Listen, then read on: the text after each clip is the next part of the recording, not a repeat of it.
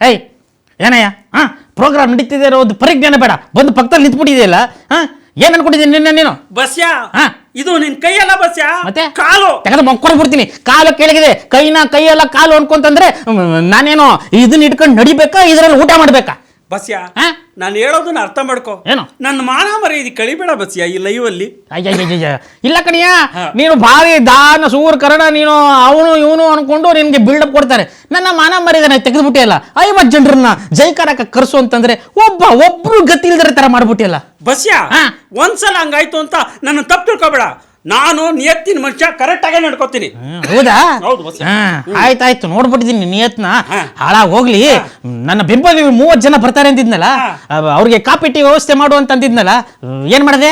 ಮಾಡಿದ ಬಸ್ಯಾ. ಏನ ಮಾಡಿಲ್ಲ ಬಸ್ಯಾ? ಮಾಡಿಲ್ವಾ? ಹೌದು ಬಸ್ಯಾ. ತಗೊಂಡು ಮಕ್ಕಳು ಬಿಡ್ತೀನಿ. ದೂರದಿಂದ ಬರ್ತವ್ರೆ, ಕಾಪಿ ಟೀ ವ್ಯವಸ್ಥೆ ಮಾಡು ಅಂತ ನಿನ್ಗೆ ಕಾಸು ಬೇರೆ ಕೊಟ್ಟಿದ್ನಲ್ಲಯ್ಯ. ಆಯ್ತು ಬಸ್ಯಾ, ಅಷ್ಟು ಜನಕ್ಕೆ ಕಾಫಿ ಟೀ ಯಾಕೆ ಬೇಕು?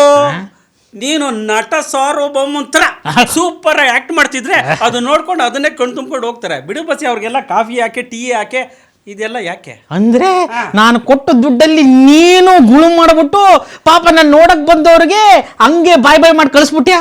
ಇಲ್ಲ ಬಸ್ಯಾ, ಅವ್ರಿಗೆಲ್ಲ ಕುಡಿಯಕ್ ಕೊಟ್ಟಿದ್ದೀನಿ. ಕುಡಿಯಕ್ ಕೊಟ್ಟಿ? ಏನು ನೀರು? ಅಲ್ಲಿ ನೋಡಲ್ಲಿ ಯಾರ ಅವ್ರೆ?